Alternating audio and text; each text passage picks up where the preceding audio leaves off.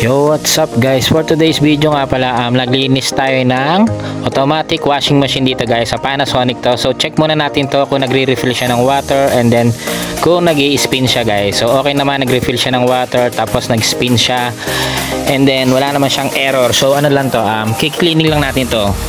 Mga 4 years na tong unit guys. So preventive maintenance kasi minsan yung washing machine nyo, yung automatic washing machine nyo, nababarahan niya sa ilalim, nagkakaamoy or nag-overflow na yung dumi ng unit nyo guys. So ito, bubuksan muna natin to. So tanggalin lang natin yung tornilyo dito sa taas. Tapos ito medyo mahigpit to.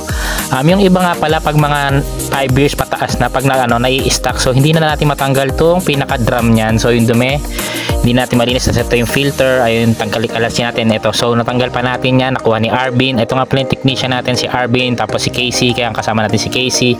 Diba yan, napakadumi ng drum. Tapos ayun yung loob, napakadumi din. So baklasin muna natin itong mga to. Sasabunan natin yan, babanlawan.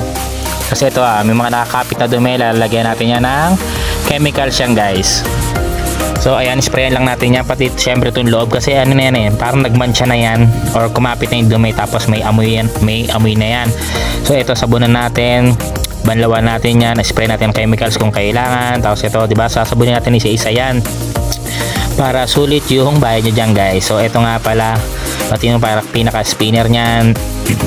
Tapos ito yung mga cover nyan sa likod, sa ilalim.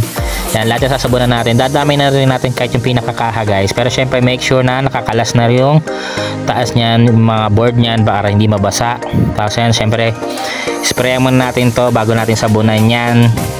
Yan, yung mga nakakapit na yan, sprayan muna natin yan. Yung mga dumi, tingnan nyo naman to, diba, makapit na. Pero kaya ng pressure washer natin yan guys.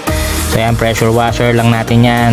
Tapos syempre sabon yan. Tapos yan, sasabunan ni Casey, sinabunan ni Casey yan. Tapos syempre yan, babalawan ulit natin yan guys. So yun nga pala, maintenance ng washing machine or automatic washing machine guys. Ano lang yan, every 2 years, 2 to 3 years yung maintenance yan, ay cleaning nyo na. Kasi pagka medyo 5 years pataas na, madumi na, nakakaamoy na, ganun na nga. Tapos may hirap na ang baklasin. So hindi na natin matatanggal yung drum nyan pag kumapit na yung mga choke nyan. Kasi ito yan, banlawan natin mga filter. Ito yung mga lagayan ng sabon, liquid soap, ayan. So banlawan na natin lahat yan, detergent. Tapos ayan, pati itong spinner, banlawan na natin yan. Tapos syempre kakabit na ulit natin yan guys.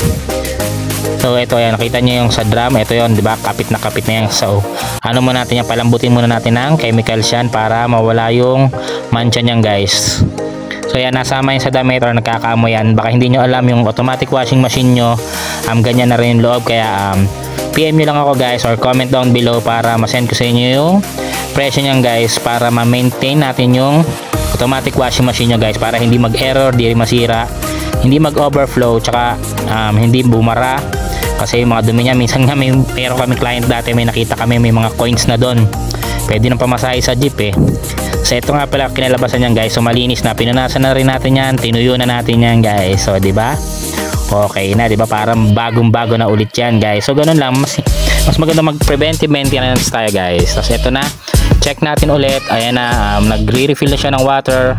Okay naman, aga na. Tapos nag-i-spin. Tapos check natin yung drain, may nalabas na ba tubig sa drain. Ganun lang guys. So thank you for watching. Salamat, pa-like and share ng video na to. Sana may natutunan ulit kayo. Okay, bye-bye. Thank you.